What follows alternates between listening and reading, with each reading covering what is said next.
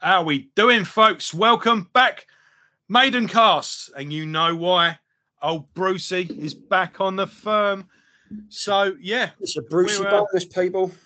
If you're new to the show, this is Maidencast. This started right in the thick of the lockdowns. We decided to start reviewing all of the album. I'll start that sentence again, shall I? In the thick of the lockdown, me and Luke, two lifelong friends and Iron Maiden fans, we went, why don't we review all of the Maiden albums? And we went, let's be extra ambitious. Let's do all the solo albums and all the side projects as well. I went, well, how should we do it? I went, let's do it in the order they were all released. Yeah. So that's what we did. And it took us, just over a year. Yeah. And then what we've been doing ever since is just chipping in. Well, coming back together whenever there's any news or anything worth talking about. We last got together when we went to see we went to see Iron Maiden, so we did a review of the show, and then we went to see Paul Di'Anno the other week, and we did a show on that. Did we do a show on that? We did a review for Paul, yeah. And now we're here to do a first initial reaction because we've just watched the latest video, the new single from Bruce Dickinson, Afterglow of Ragnarok. From the Dickinson in full-on creative mode. I think it's and I mean, what can you say about the man? He's he's never one to do something by halves, is he? No. And this has been in the pipeline for a while, because when he put out his autobiography, we went to the Troxy talk, didn't we? Yeah, he was doing the book tour. Basically, he read a couple of chapters and did a bit of Q&A and all the rest of it. And someone asked the question then, are you ever gonna do a solo album again? He did say yes. Yeah, he did, yeah. And so this has been worked on for a while. So let's go. I mean, because the opening track on Book of Souls, that obviously was meant to be from this album. Yeah, I mean, Dickinson wrote it, and it's from this album, and apparently he has redone it. You get the demo for the album. Yeah, so this song you can get as a 7-inch single, and the B-side to that is the demo. It's the demo, the demo that Steve Harris went, I'm having that. But he said in one of his YouTube shorts that he's actually reworked the song. It's on the album. It is on the album because in the video that you've no doubt watched already, people, if you're trying to concentrate on a song and the video, it's like trying to split your brain because there's so much going on. The main character, Necropolis, he's actually talked about at the end, if eternity should fail. That little voiceover bit, he's Necropolis. But I got from that he's some sort of immortal being. So is what we're seeing now his origin story? Well, does the Mandrake project make him into something? Well, he is studying. Well, on Chemical Wedding, he was talking a lot about William Blake and Aleister Crowley. Yeah, two people that experimented in the occult and me. Me is using science in order to achieve the divine. So we've got that straight away. We've got a quote. Yeah, got a quote from William Blake. Yeah, it's a pretty cool quote actually. Ragnarok is Norse mythology, so you've got the poetic Edda in that. But from the imagery as well, from the comic book, because at the end you got the comic book, you've got Lovecraft elements, like Lovecraftian creatures. So they're definitely pretty much anything where there's a portal open. That's it did seem, and a tentacle creature comes out.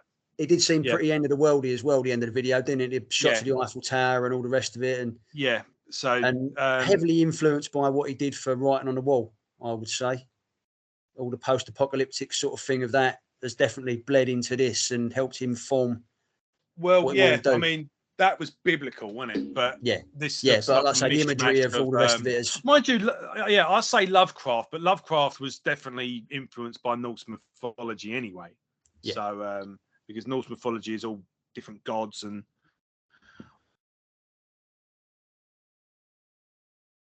Hello. Oh, part 1, part 2. You still there, guys? No, No, yeah, no, I'm it's still all here. right. You've lost your video. Oh, we're back. Here we go. Yeah. Technology. Yeah.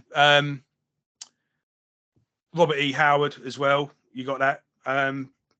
But yeah, I saw a mishmash of all sorts of influences in there, and that's what Bruce Dickinson does.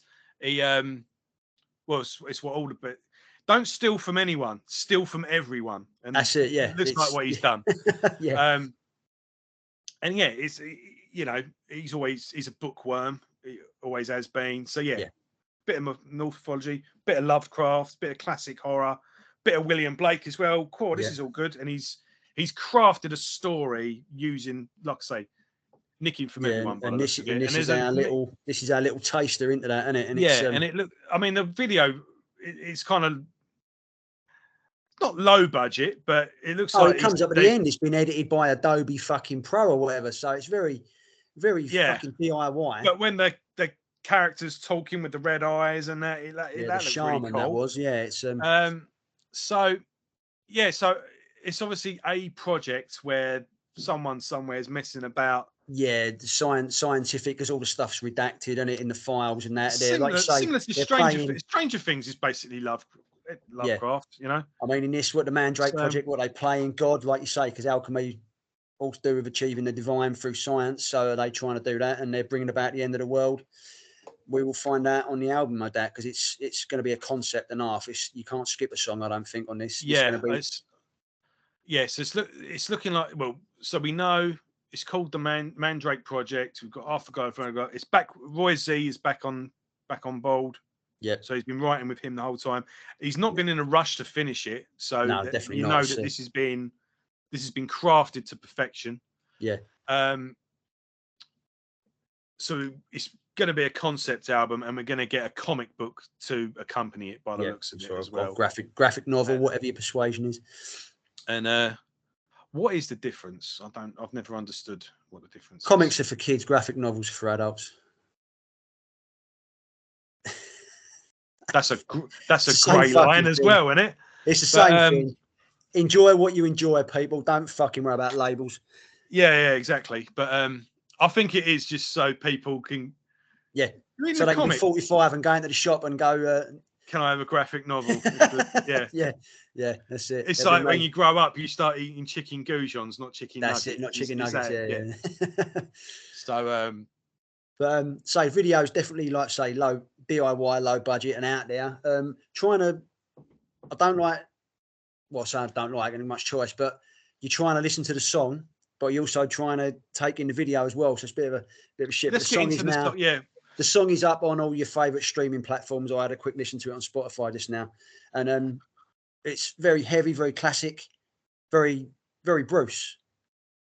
It sounds like Bruce Dickinson solo stuff, but it doesn't sound like anything else Bruce has written, which is Bruce in a nutshell. He's always thinking outside the box, because Roy Z is an extremely talented songwriter and guitarist, and he definitely brings out a side in Bruce that he can't get anywhere else. Yeah, I agree with that. I mean, I was on the other show, Rushcast. I was saying to Paul, because basically we're in Rushcast now, Kevin Shirley has come into the picture. Ah, right, yeah. So I know he was saying, like, I know he's gone on to a load of Maiden albums and all that, but I said, because they had mixed reaction to the production, but this particular one, Kevin Shirley didn't actually produce it, but he did engineer it. Yeah. But I said that some people have had different reactions to different albums. I said, I felt a certain way, but the guy's resume speaks for itself. The band's it speaks for itself. So if I don't like how that album sounds, it's how they want it to sound. So exactly. It's what it is. Yeah. But I've always, a lot of people want Iron Maiden to sort of down tune and get a bit crunchier with as music, as metal's got heavier. They would have liked Maiden to have got heavier with that, but they didn't. They stuck to the guns. He's stuck with what he wants, isn't he? And but But I'm fine with that because that itch gets scratched on time. Accident of Birth and Chemical Wedding. And that's what I was and saying. by the sounds of it, well, Tyranny of Souls as well, definitely. And now, exactly. Yeah, everyone forgets about that one, don't they? yeah. But that looks just like we're sort going of to get that now. That dropped out of nowhere, didn't it? Tyranny of Souls. It was like, oh, here you go. Oh fuck! Well, okay. And it was, there you go. There was no tour. There was no. Whereas this one, that'd be cool actually. If some songs off that do finally get played. Oh, they will. I mean, I breathe rarefied air because I've seen Bruce Dickinson live solo. I'll see him back on the Chemical Wedding tour, and as far as I recall, then he was playing. It was a fucking long time ago. You're talking 25 years, but he played the songs he likes playing from his solo career. So there will be a smattering. Obviously, you'll get a lot of the new album, but he will play. He'll go right away back to Tattoo Millionaire. Yeah, and there won't be any Maiden songs. Don't even. Nah, no, that's it. He's not about that. Yeah, but no, it should be good. But the song, I mean, when you think Dickinson's 65, his voice is still on point. It's well crafted. It's heavy in the right places. It's atmospheric. I've got that chorus stuck. I've only listened to it. Oh yeah, once, it's an earworm, isn't it? But I've got that again. Yeah. So I'm not a fan of the production. I must admit, I'm not digging it, but still, it's nice and crunchy. But I'm not a fan of the drum sound. But that's just minor quibbles, But the song itself, when I was hearing the snippets and all that, I was like, oh, I'm not too sure about this. The intro is really cool, really, really moody. But when the main song kicked in, I was like, oh, I don't know. But listen to it a couple more times. It is a grower. So if you feel the same way as I did, stick with it because it'll lodge its way in. Where this is in the album as well. Is this an opener? Is it exactly? Yeah, it's the thing. Listening to something, as we know, listening to songs out of context. This is why I've stopped listening to songs. I mean, I've not listened to any of the Judas Priest songs yet. Yeah. I just don't care. I'll wait for the album. Yeah. You're unfortunately music industry at the moment isn't built for that, is it? I just think whoever's selecting the songs 9 times out of 10 should be sacked, especially Nuclear Blast. I mean, I really liked the last Slayer album, but we had something like 6 songs out before that, and I was like, I don't like any of these. This is going to be. I'm getting really worried now. And then I listened to the album. I was like, this is really good. Yeah. This is really good. Oh, I know this one. This don't sound too bad now. Now it's been and now it in order. It made. And I'm thinking, why the fuck did they release this? Yeah, one? I know. Yeah, it does make your teeth itch. And I do. Yeah, I've felt a lot of the times now. I just think of all the songs you could have released. Megadeth was another one when they started touring Dystopia before it even came out. Yeah, we saw them, didn't we? And here's a song, The Threat Is Real. And it was just... And then you hear the song Dystopia. It's like, mate, you should have opened with that. Oh, Dystopia, the song is brilliant. The Threat Is Real is sort of throwaway Megadeth, but Dystopia it's an intro. It's like it is an intro. Yeah. It's why that was so there you go. That's why I just wait for the album. But having said that, I think there's a reason Dickinson released this one. I'll make an exception with Dickinson. Yeah, there is a reason. We'll find out. There is a reason why this song come out before any other. It probably is the opener, to be fair. It's probably. I mean, or the fucking end. I could go with a real thing now and go. This is probably the most accessible one. For all we know, he's gone full bloody. Yeah. Toll or Jethro Tull or something like that. Like, he can afford to. Doesn't give a shit, does he? He can do what he wants. He ain't worry about sales, is he? Do you know what I mean? He ain't like he's got to be successful. The tour's sold out. It's sell itself anyway, and even if it's a flop, which it won't be, but if it was, oh well. Oh no, I'll have to go back to the day job. Yeah, fronting the biggest fucking metal band ever. And they've got another tour booked at the end of the year anyway. So yeah. And they're playing in South America where it don't matter. You could put out a shit album every year for 5 years and you'd still be welcomed with open arms in South America. Yeah, metal maniacs, mate. Metal maniacs. But no, this is lodged its way in We've got about fucking 3 months to wait, I think, before the album. But no doubt we'll get more snippets. He's quite active now on YouTube, dropping little bits and all the rest of it. So there'll be, I think you'll have to pay attention. Did you? He's got a podcast. Yes. Yeah, it's completely random now. Nothing to do with music. It's all about fucking weird shit. My wife listened to it. He does like He turned up on the Discovery Channel once on a show about putting together a steam engine train. Oh yeah, he's right. Fucking he's fingers in all the pies, mate. All of them. Yeah. You know, he's an educated man, and he needs those outlets. Like that quote says at the beginning. But hang on, I'm going to find it. I don't want to rip it up because that was quite a cool quote. I must create a system or be enslaved by another man's. I will not reason and compare. My business is to create. And that sums up Dickinson in a fucking nutshell. You know, he is all about creating. He's all about exploring, creating. He's not following anyone's fucking line. No. I love the geezer for it. And even his outside music activities, you know. Yeah, he's a creator. No in fact, I don't know how he has time to do music. Really. Yeah. With everything he gets up to. Yeah. But no, we love him. And but yeah, go and check it out if you haven't already, guys. It's like I say, if you're a streamer, the song's out now on Spotify and fucking Apple Music and on YouTube and all the rest of it now. If you want to listen to it straight away, no doubt the Postman will be bringing the 7-inch singles at some point over the next 6 weeks when they eventually fucking deliver shit. But listen to it.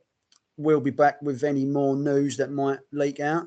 But, I think we're going to be it's back gonna be busy over the next couple of months. Obviously, we're going to have the album review. Yeah. We've already got tickets to see the solo tour as well.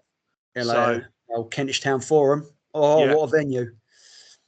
Well, yeah, we'll be there tomorrow as well. We'll be there, yeah, Saturday. Oh, is it tomorrow? No, that's Saturday. Going to see Friday, the Almighty. Oh, yes. So that's going to be good. And if you like the Almighty, stay tuned. Yeah. And I've just done a retrospective, by the way, so that I'll probably put it out tomorrow. I'll be putting this out straight away, but yeah, that'll go live tomorrow, I think. Yeah. So, and before you put anything in the comments or not, we haven't forgotten about Paul. We know we've still got to review the single, the EP thing that he dropped. It's just getting hold of it, but we will get there. Don't panic. We will get there.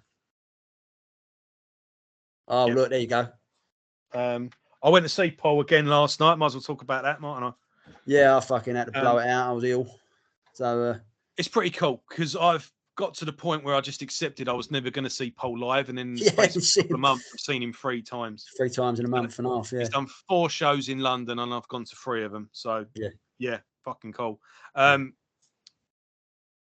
Pretty much the same. No, it wasn't the same, actually. He had an intro track come out. And at this time, they opened with Prowler. He had a completely different band this time, though. Completely different lineup.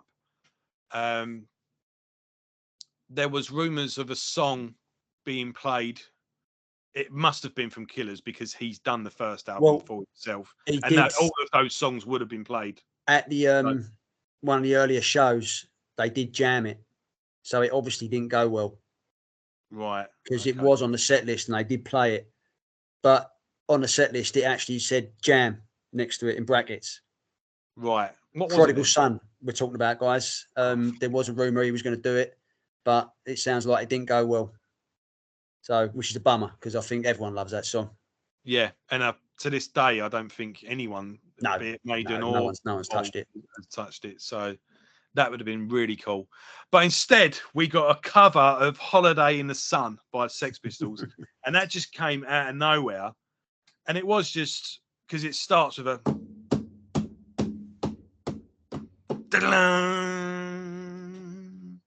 And everyone was just sort of looking at each other going, what song's this then?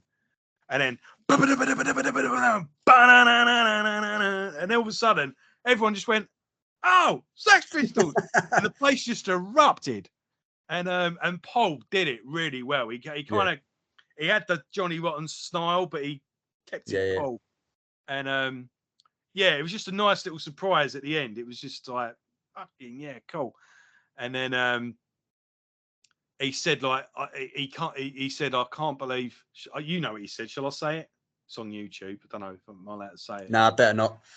He apparently he didn't have kind words for the current London mayor. Yeah, we'll leave it at that. If he said "fuck Trump," I'd be allowed to say it, though, wouldn't I? That's the thing. Yes, exactly. As we all know, but it's anyway, not the internet's not fair. It's yeah, not balanced. But then but no, he said, "I can't believe I haven't played in England for all this time. It's been brilliant." And then we finished with Drifter, which is what I always said, but even back and that thing. This is a song to close the show with. Singing, get the old sing along, But yeah, the band were really good. It's just great hearing those songs. Of course, he dedicated "Remember Tomorrow" to Clive. The drummer had a kit like there was 3 bands on, and they all shared this Michael Portnoy kit. The support band were really good.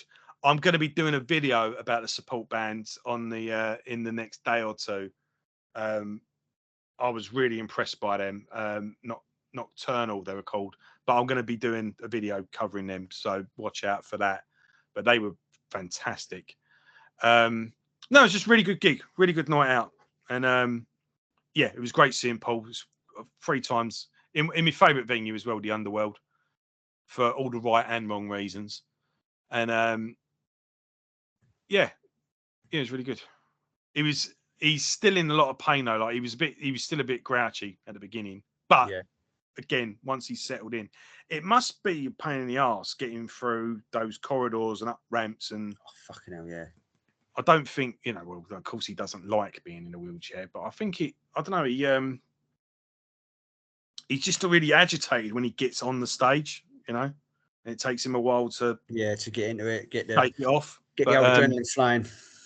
Yeah, but you had the same guy come on and he's like, "Oh, Mark." Yeah, and then as he walked away, he went. Yeah, this guy Mark, I've actually made friends with the guy on Facebook, and he's because suffering Mark. Yeah, we thought Paul had killed him and thrown him in a ditch after the first gig, but he said no, still here.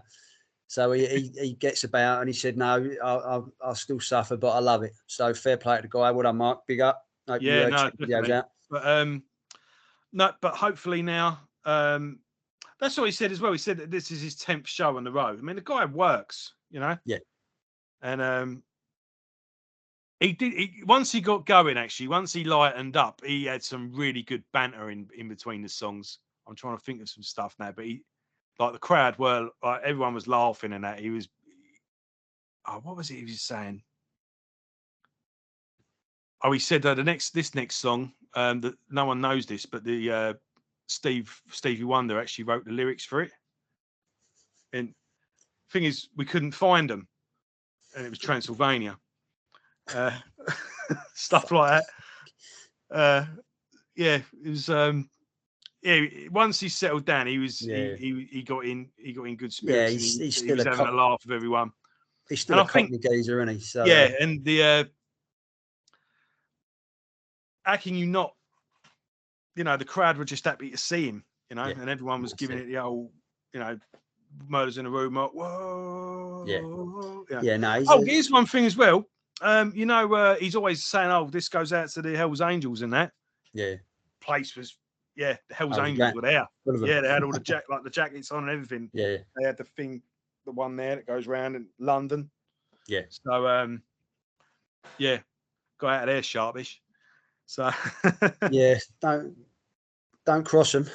Don't cross them. They're your best friends or your worst enemy. Yeah.